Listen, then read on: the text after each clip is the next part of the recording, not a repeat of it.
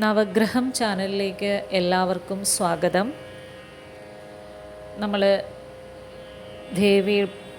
ദേവിയുടെ സ്തുതികളാണ് നമ്മൾ പറഞ്ഞത്. ഹരൻ്റെയും വിഷ്ണുവിൻ്റെയും ദേവീ സ്തുതികൾ, പിന്നെ ബ്രഹ്മാവിന് ദേവി നൽകുന്ന ഉപദേശം ഒക്കെ നമ്മൾ പറഞ്ഞു കഴിഞ്ഞു. ഇനി അടുത്തത് തത്വനിരൂപണമാണ്. അതിലേക്ക് പോവാം. അത് സപ്തമോധ്യായ തത്വനിരൂപണം. ബ്രഹ്മോവാച ഏവം പ്രഭാവാ സാ ദേവി മയാ ദൃഷ്ടാദ വിഷ്ണുനാ ശിവേനാപി മഹാഭാഗാ താസ്താ ദേവ്യ പൃഥക് പൃഥക്.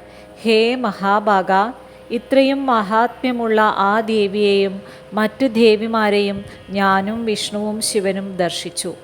വ്യാസ ഉവാച ഇത്യാകർണ്യമിദുർവാക്യം നാരദോ മുനിസത്തമാ പപ്രച്ഛ പരമപ്രീത പ്രജാപതിമിധം വചാം. മുനിസത്തമനായ നാരദൻ പിതാവിൻ്റെ വാക്യം കേട്ട് പരമപ്രീതനായി. പ്രജാപതിയായ ബ്രഹ്മാവിനോട് അദ്ദേഹം ഇങ്ങനെ ചോദിച്ചു.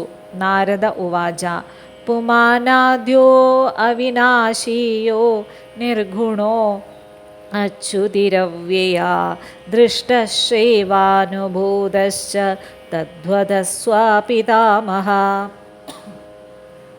പിതാമഹ, വിനാശമില്ലാത്തവനും നിർഗുണനും അക്ഷരനും അവ്യയനും ആദ്യനുമായ പുരുഷൻ്റെ അങ്ങ് കാണുകയോ കേൾക്കുകയോ ചെയ്ത രൂപം എന്തെന്ന് വർണ്ണിച്ചാലും ത്രിഗുണാ വീക്ഷിതാ ശക്തിർനിർഗുണാ കീദൃശിപ്പിധാ തസ്യാ സ്വരൂപം മേ ബ്രൂഹി പുരുഷസ്യ ച പത്മജ. ഹേ പത്മജനായ പിതാവേ, ശക്തിയുടെ ത്രിഗുണാത്മകമായ സഗുണമായ രൂപം ഞാൻ കണ്ടിട്ടുണ്ട്. നിർഗുണരൂപം എന്താണ്? അവളുടെ രൂപവും പരമപുരുഷൻ്റെ രൂപവും എന്താണെന്ന് പറഞ്ഞാലും യഥർത്ഥം ച മയാ തപ്തം ശ്വേതദ്വീപേ മഹത്തപ ദൃഷ്ടാ സിദ്ധാ മഹാത്മാനസ്താപസാഗതമന്യവാ. ഇതിനുവേണ്ടി ശ്വേതദ്വീപിൽ വച്ച് ഞാൻ ഉഗ്രമായ തപസ്സു ചെയ്തു. അവിടെ ഞാൻ കോപരഹിതരും സിദ്ധന്മാരും മഹാത്മാക്കളുമായ ഒട്ടേറെ താപസന്മാരെ കാണുകയും ചെയ്തു. പരമാത്മാന സംപ്രാപ്തോ മയാസൗ ദൃഷ്ടിഗോചരാ പുനഃ പുനഃ തപസ്ത്രീവ്രം കൃതം തത്ര പ്രജാപതേ. എന്നാൽ ആ പരമാത്മാവ് ദൃഷ്ടിക്ക് ഗോചരമായി തീർന്നില്ല. ഹേ പ്രജാപതേ, അവിടെ വെച്ച് വീണ്ടും വീണ്ടും ഘോരമായ തപസ്സു ചെയ്തു. ഭവതാ സഗുണാ ശക്തിർദൃഷ്ടാ താതമനോരമ നിർഗുണാ നിർഗുണൈശൈവ കീദൃശൗ തൗ വദസ്വമേ. പിതാവേ, മനോഹരമായ സഗുണശക്തിയെ അങ്ങ് കണ്ടിട്ടുണ്ടല്ലോ. നിർഗുണയും നിർഗുണനും എപ്രകാരമുള്ളവരാണെന്ന് എന്നോട് പറയൂ. വ്യാസ ഉവാച ഇതി പൃഷ്ടാ പിതാ തേന നാരദേന പ്രജാപതി ഉവാച വചനം തഥ്യം സ്മിതപൂർവം പിതാമഹ. ഇങ്ങനെ ആ നാരദൻ ചോദിച്ചപ്പോൾ പ്രജാപതിയായ ബ്രഹ്മാവ് പുഞ്ചിരിച്ചുകൊണ്ട് യാഥാർത്ഥ്യം എന്താണെന്ന് പറഞ്ഞു. ബ്രഹ്മോവാച നിർഗുണസ്യ മുനേ രൂപം ന ഭവേ ദൃഷ്ടിഗോചരം ദൃശ്യം ച നശ്വരം യസ്മാദരൂപം ദൃശ്യത്തെ കഥം. നാരദമുനെ, നിർഗുണൻ്റെ രൂപം ദൃഷ്ടിഗോചരമാവുകയില്ല. ദൃശ്യമായതെന്തും നശ്വരമാണ്. രൂപമില്ലാത്തതിനെ എങ്ങനെയാണ് കാണുക? നിർഗുണാ ദുർഗമാ ശക്തിർ നിർഗുണശ്ച തഥാ പുമാൻ ജ്ഞാനഗമ്യോ മുനീനാം തു ഭാവനീയൗ തഥാ പുനാ. നിർഗുണശക്തിയെ അറിയാൻ വിഷമമാണ്. അതുപോലെ തന്നെയാണ് നിർഗുണനായ പരമപുരുഷനെയും. മുനിമാർക്ക് ജ്ഞാനം കൊണ്ട് ഇരുവരെയും അറിയാം. അങ്ങനെ പിന്നെ ഭാവന ചെയ്യാമെന്നു മാത്രം. അനാദിനിധനൗ വിദ്ധി സദാ പ്രകൃതി പുരുഷൗ വിശ്വാസേനാഭിഗമ്യൗ തൗ നാവിശ്വേസേന കർമ്മ കർഹിചിത്. ആദ്യന്തമില്ലാത്തവരാണ് പ്രകൃതി പുരുഷന്മാരെന്ന് അറിയണം. വിശ്വാസം കൊണ്ടാണ് അവരെ പ്രാപിക്കാൻ കഴിയുന്നത്. ഒരിക്കലും അവിശ്വാസം കൊണ്ട് സാധ്യമല്ല. ചൈതന്യം സർവഭൂതേഷു യത്തദ്ധി പരാത്മകം തേജ സർവത്രഘം നിത്യം നാനാഭാവേഷു നാരദ. ഹേ നാരദ, സർവഭൂതരാശികളിലും നാനാഭാവങ്ങളിൽ സർവത്ര വ്യാപിച്ചിരിക്കുന്ന നിത്യചൈതന്യ പ്രകാശമുണ്ടല്ലോ, അത് പരമപുരുഷൻ്റേതാണെന്ന് അറിഞ്ഞുകൊള്ളൂ. തം ച താം ച മഹാഭാഗ വ്യാപകൗ വിദ്ധി സർവഘൗ താഭ്യം വിഹീനം സംസാരേ ന കിഞ്ചിദ്വസ്തു വിദ്യതേ. ഹേ മഹാഭാഗ, എവിടെയും തിങ്ങി നിൽക്കുന്നവരാണ്, വ്യാപിച്ചിരിക്കുന്നവയാണ് പുരുഷനും പ്രകൃതിയും എന്ന് അറിഞ്ഞാലും അവരെ കൂടാതെ സംസാരത്തിൽ ഒരു വസ്തുവുമില്ല. തൗ വിചിന്യൗ സദാ ദേഹേ മിശ്രീഭൂതൗ സദാവ്യൗ ഏകരൂപൗ ചിദാത്മാനൗ നിർഗുണൗ നിർമ്മലാവുഭൗ. പ്രാണശരീരങ്ങളിൽ എന്നും ഇരുവരും നാശമില്ലാത്ത വിധം കൂടിക്കലർന്നിരിക്കുന്നവരാണെന്നറിയണം. ഏകരൂപത്തിലായവരും ചിദാത്മാക്കളും നിർഗുണരും നിർമ്മലരുമാണ് ഇരുവരും. യാ ശക്തി പരമാത്മാ സൗ സായോ അസൗ പരമാമാദാ അന്തരം നൈതയോ കോവപി സൂക്ഷ്മം വേദ ച നാരദ. യാതൊന്നാണോ ശക്തി എന്ന് പറയുന്നത് അതുതന്നെയാണ് പരമാത്മാവ്. പരമാത്മാവ് ആരോ അവൻ തന്നെയാണ് പരയായ ശക്തിയും എന്ന് പറയാം. ഹേ നാരദ, അവർ തമ്മിലുള്ള സൂക്ഷ്മമായ ഭേദം ആരും അറിയുന്നില്ല. അധീത്യേ സർവശാസ്ത്രാണി വേദാൻ സംഗാംശ നാരദ ന ജാനാതി തയോ സൂക്ഷ്മമന്തരം വിരതിം വിനാ. നാരദ, സർവശാസ്ത്രങ്ങളും വേദങ്ങളും വേദാംഗങ്ങളും പഠിച്ചാലും അവർ ഇരുവർക്കും തമ്മിലുള്ള ഭേദം വൈരാഗ്യമല്ലാതെ അറിയാൻ കഴിയുകയില്ല. അഹങ്കാരകൃതം സർവം വിശ്വം സ്ഥാവരജംഗമം കഥം തദ്രഹിതം പുത്ര ഭവേത് കൽപശതൈരപി. അഹങ്കാരകൽപ്പിതമാണ് സ്ഥാവരജംഗമാത്മകമായ ജഗത്ത് മുഴുവൻ.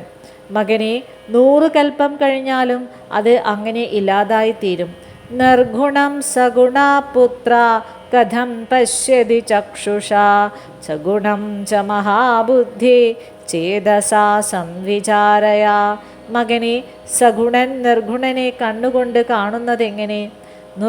നിർഗുണന് രൂപമില്ലാത്തത് കൊണ്ട് കാണാനാവില്ല എന്നർത്ഥം. അതുകൊണ്ട് മഹാമതേ, സഗുണനെ തന്നെ മനസ്സുകൊണ്ട് ചിന്തിക്കുക. സഗുണമായ മനസ്സുകൊണ്ട് നിർഗുണത്തെ ചിന്തിക്കാൻ പ്രയാസമാണെന്നർത്ഥം.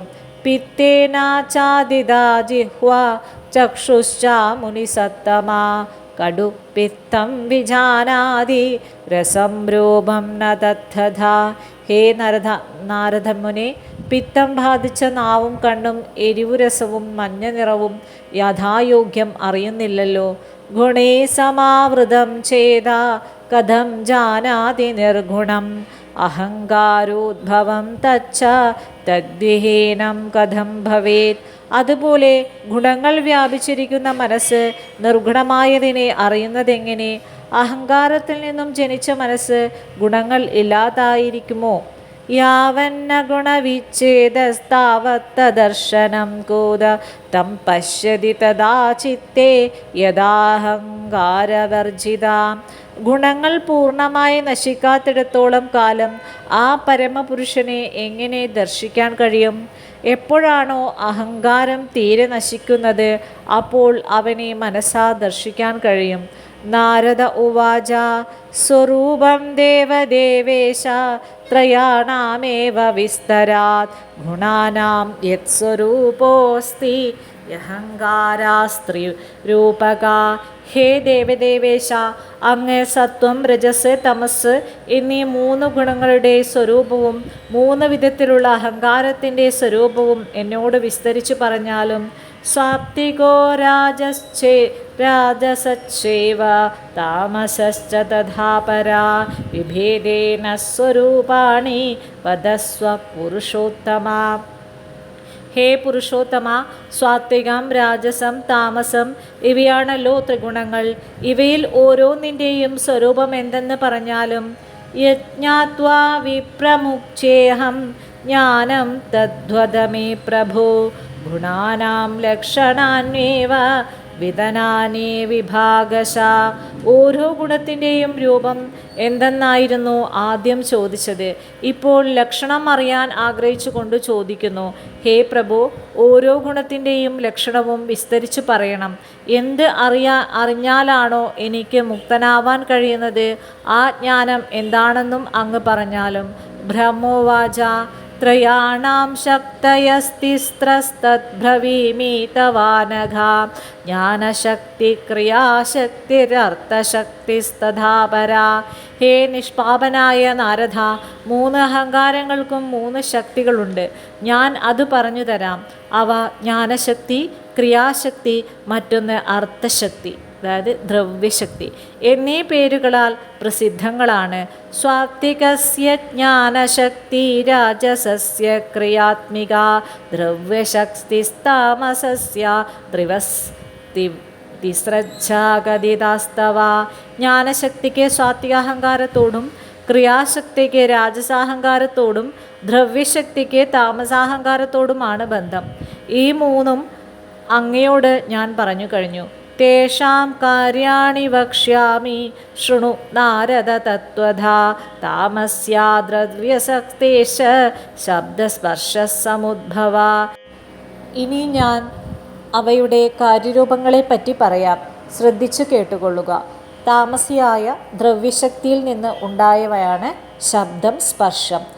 രൂപം രസശ്ച ഗന്ധശ്ച തന്മാത്രാണി പ്രചക്ഷത്തെ ശബ്ദേകഗുണാമാകാശം വായുസ്പർശഗുണസ്തഥാ.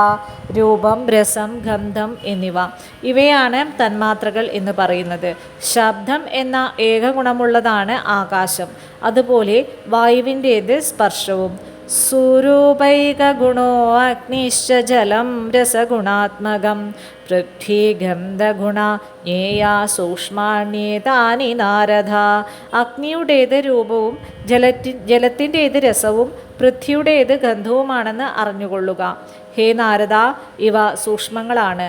ദശൈതാനി മിളിത്വാതു ദ്രവ്യശക്തിയുതാനി വൈ താമസാഹങ്കാരജ സ്യാത്സർഗസസ്തനു ധനുവൃത്തിക.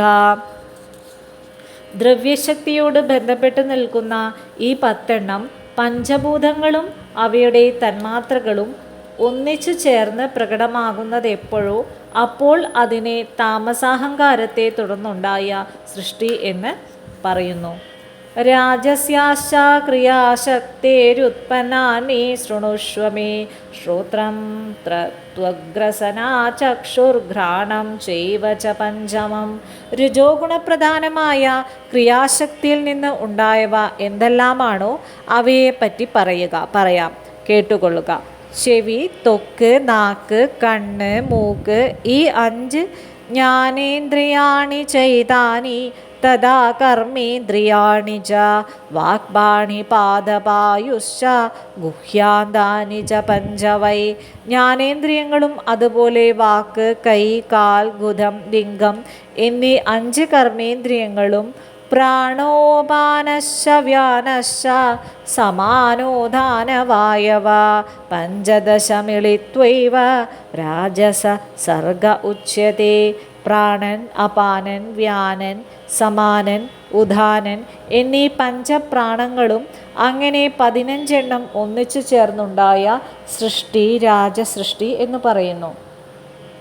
സാധനാനി കിലൈതാനി ക്രിയാശക്തിമയാനി ച ഉപാദാനം കിലൈതേഷാം ചിദനുവൃത്തിരുച്യത്തെ. ഇവയെല്ലാം ക്രിയാശക്തികളായ സാധനങ്ങളാണ്. അല്ലെങ്കിൽ ഇവ തന്നെയാണ് ക്രിയാശക്തിയുടെ സ്വരൂപമെന്നർത്ഥം. ഇവയ്ക്ക് കാരണമായി നിൽക്കുന്നത് ചിച്ചക്തിയുടെ അനുവൃത്തിയാണെന്ന് പറയാം. ജ്ഞാനശക്തി സമായുക്ത സ്വാത്വികാചം സമുദ്ഭവ ദിശോ വായുശ്ച സൂര്യശ്ച വരുണാശാശ്വിനാവപി. സ്വാത്വികാഹങ്കാരത്തോട് ബന്ധപ്പെട്ട് നിൽക്കുന്ന ജ്ഞാനശക്തിയിൽ നിന്ന് ഉണ്ടായ ജ്ഞാനേന്ദ്രിയങ്ങളെയും വായു, സൂര്യൻ, വരുണൻ, അശ്വിനി ദേവകൾ എന്നീ ജ്ഞാനേന്ദ്രിയാണാം പഞ്ചാനാം പഞ്ചാധിഷ്ഠാനദേവത ചന്ദ്രോ ബ്രഹ്മ തഥാ രുദ്ര ക്ഷേത്രജശ്ച ചതുർത്ഥക.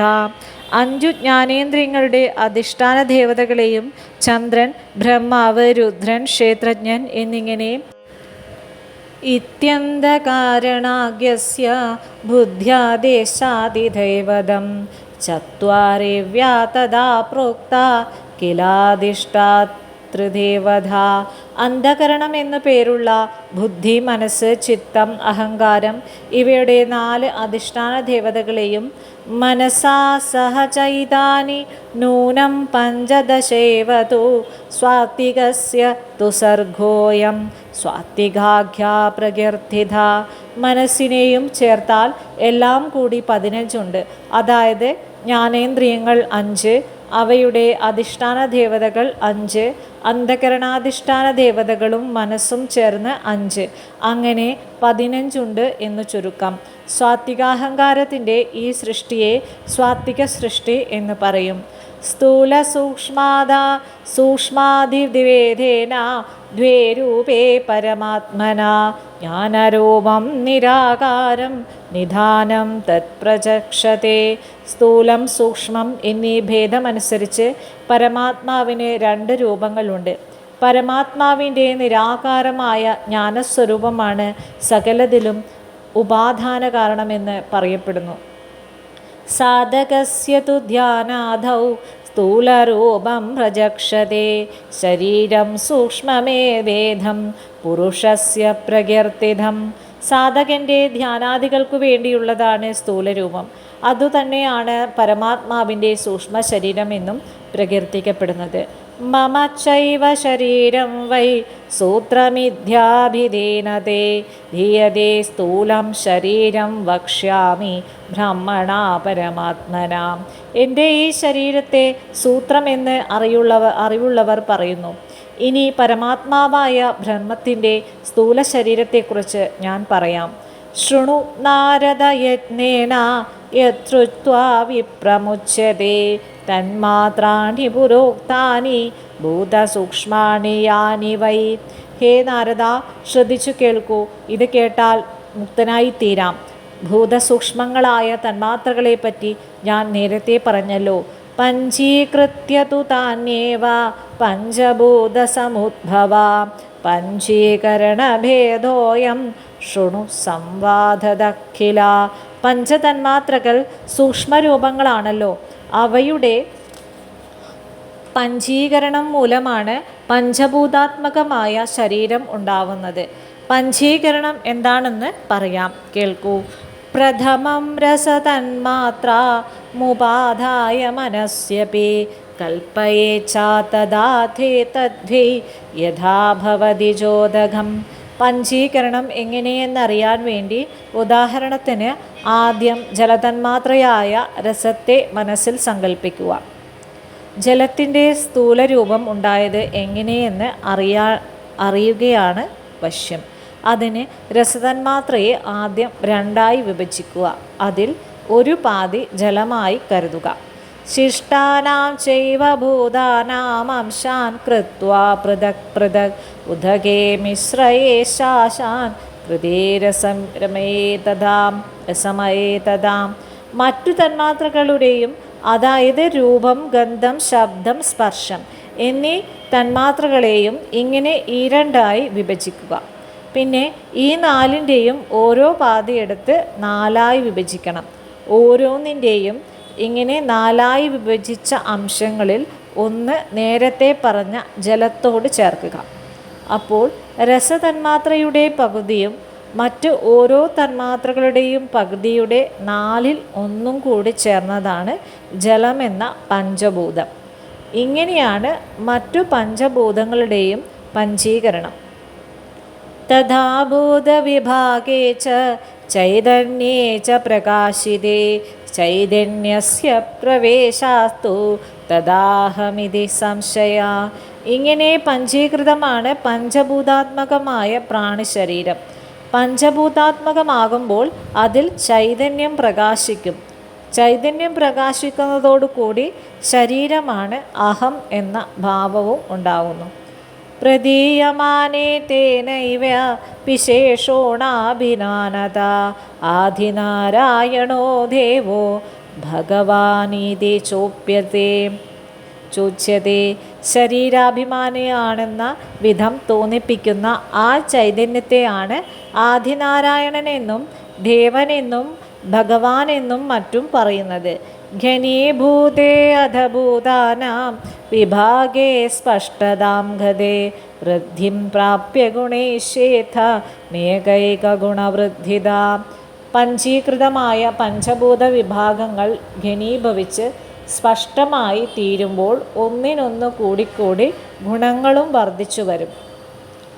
ആകാശസ്യ ഗുണശൈക ശബ്ദ ഏവ ന ചാപരാ ശബ്ദസ്പർശൗ ച വായോശ്ച ധൗ ഗുണൗ പരികീർത്തിതൗ.